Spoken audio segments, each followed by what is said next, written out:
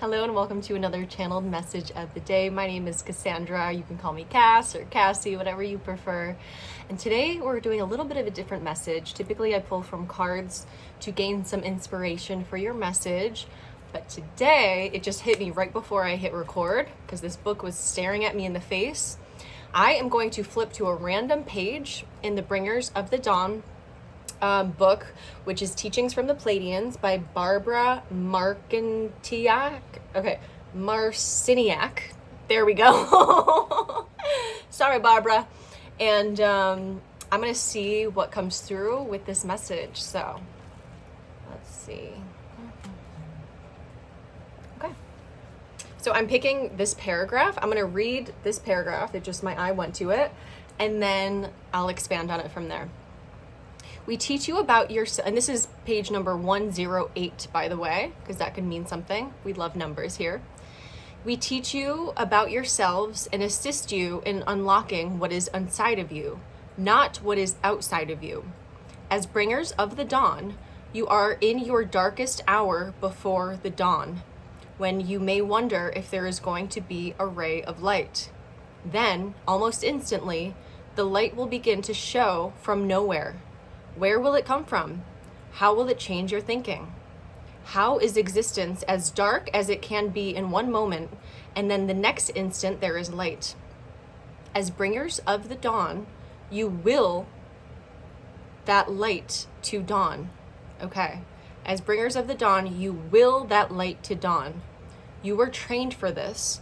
It is your forte. Ooh, that's juicy. This book is so juicy. I just want to say, if you have not read it, if you're feeling called, if you love the Pleiadians, if you want to really get in touch even more with your spirituality, read that book. I'm telling you, the first time I opened it, I cried because I was like, I feel seen. I feel seen. And so, hold on, let me do some light language here. Garai siki, shiki, siki. Shiki. So this message is in particular for those of you who are feeling as though you are going through a dark night of the soul, as though you are in the thick of it. And this is really interesting because I just hopped off of a client call with someone who's going through it as well. And so there were a lot of things that I told her about shifting the perspective that I'll also bring into this message that is very, very relevant. So I love the synchronicity of this. I don't love that you might be feeling like you're going through a hard time. Of course, we don't love this as human to human. We don't wish this upon anyone. But this is happening for a reason. And it's happening for you. This is your forte. This is your forte. Okay, let's see. Brai, siki, shiki, hu, shikayon. And I'm just giving some light codes here to help embed some message, some code into your system that will allow you to feel more empowered. This is a message of empowerment. Brai, siki, siki, siki, hu, shikayon. Brai, siki, siki, hu, shikai, siki, siki, siki, siki, hu, shikai, sikayon. Brai, sikai. Things have to fall apart in order for them to be reworked together. We can't have a stable home, and this is also something I talked about. There's so many messages coming through from the past couple of days. Something I talked about on my entrepreneur call of building a foundation on very unstable grounding. That house is eventually going to fall down, or the tower is going to fall down, or whatever is being built on this unstable grounding. It's not going to last. And so in order for this to be rebuilt, we have to get down to the foundation. And so there's something that you're working through at this time in order for you to look at your foundation. And this has been a message too for the collective of your masculine energy. If you've noticed my past few channeled messages, there's so much, and on my Instagram as well, if you follow me there, you'll notice I talk a lot about the masculine energy recently because this is our root chakra, especially feeling rooted and grounded in with yourself, with who you are. Brai siki. So this is reminding you, this is your forte. You are here to rework the system. And in order to work the system, again, this is not a focus on the outside world, but it's a focus inward, because what happens when we change our inner world, when we change the focus, when we change the focus to self, and when we change the focus to our own foundation, guess what we're going to notice?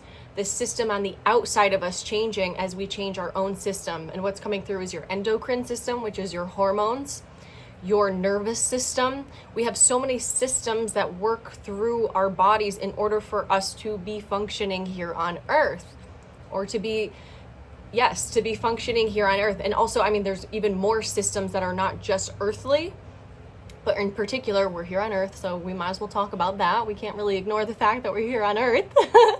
And so going through these rebirths, it means that there's a death of some sort.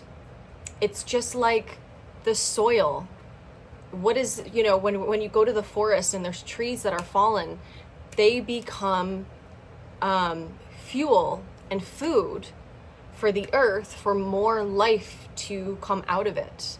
When you look at a dead tree, there's so much rebirth coming out of it. There's a lot of moss, there's a lot of insects, there's a lot of animals that live in there and things that are coming to life through this death. So this is that micro version of dying, those ego deaths and certain things that have to kind of come to a close in order for something to blossom. It's like every spring, suddenly there's so much beautiful foliage and colors, and I'm looking out and there's so much green. But in the winter, all the leaves died. And it's not sitting there like, no, this can't happen. Like we can't have winter. That is literally fighting against nature. And so you are really being called right now to look into your own natural cycles and know that it's not necessary to compare. It's not necessary, and it's not necessarily inspiring to look at other people's cycles and comparing yourself to them, because we all go through different cycles in life. There's been certain cycles, I'm sure, growing up where it's like you're feeling amazing, or maybe there's certain cycles where it's like you're just not at the same place as other people, and that's okay. I was just talking to my sister about her kids, and it's like kids literally grow up at different rates, and there's like with no judgment, there's just certain like special education systems and like the ADD and the autism and all of this. It's like, oh my God, are they not developing fast enough? Are they not? It's when you compare yourself to other people, you're going to feel like you're not going fast enough, and you're going to feel like you need to do something different, be something different in order to progress forward. But that's the opposite of the truth. What is true is your cycle, your nature. Nature will tell you that. Go spend more time with nature as well. This is something that nature teaches us is that death and rebirth cycle that is normal. It is normal. So if you're going through a dark night of the soul, an ego death period, this is something that is literally creating fertile soil for you to blossom and grow. There are roots that need to dig down into that fertile earth as well, down into the darkness, It's not all light down there. It's all dark.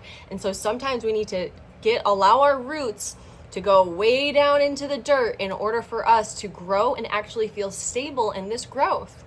And every time we go through a certain ego death and an awakening, we become more stable because there's more fertile soil. There's more nutrients in that soil from what we have allowed to die off. And it's not comfortable, because I've said this before too, like when you're about to have a baby, or when you're going through like growing a baby, this is a birth that is going to happen. The mother isn't sitting there feeling super comfortable all the time with this child growing inside of her. There's of course all of the different experiences you can have as a mother, and I'm not a mother, so I really can't speak on it, but I know a lot of moms, and they've had some rough times growing a baby, because it's literally birthing out a life, a new life. That is not easy. That's not easy. But when you look at the cycle and you look at the natural process of birth, it is so beautiful. And how many times have you heard, I'm getting the chills, people call a birth miraculous? So this is what you are being called to look at as you are going through whatever phase of this death and rebirth that you are in, and allowing yourself to feel nourished in this death portal, because you're about to be rebirthed as the newest version of you which really is the more authentic version of you, which really is you not carrying so much shit. Because again, what makes fertile soil? Shit. When you let go of it, you let it sink into the soil, you allow yourself to grow even faster. You know, when you slow down first and allow that to die off, this is something that is very much, you know, gifting you a process. Like you're going through a process. When you think of it as a gift, even though it feels hard, when you can really look at that point of view of I am being gifted this death so I can rebirth into someone that is stronger, that is more vital, that will stand up a little bit taller, and will be able to soak in the sunshine for nourishment. And it's going to feel so much better when you allow yourself to die. I know that might sound weird to some people, but if you're on my page, you are my people. And so whatever you're going through right now, it is working for you. Rai, Siki, Shiki, Shiki. Don't focus so much on doing more, on getting it right, because you have built so much strength, you've built so much capacity to this point where it's mostly letting go and releasing the things, the stories, the ideas, the beliefs that are no longer a part of this frequency that you are birthing into. And again, that's not comfortable. And so although it's uncomfortable, know that you're going to feel much more comfortable in your life overall through embracing the discomfort.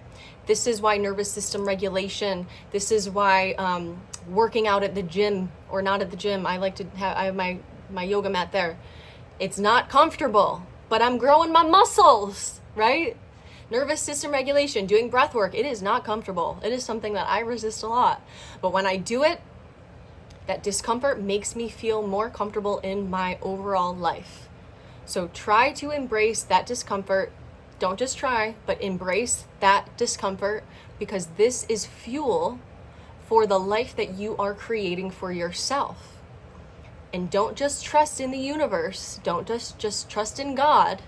Trust in yourself, because you are a piece of the universe. You are a piece of source energy. You are a piece of God.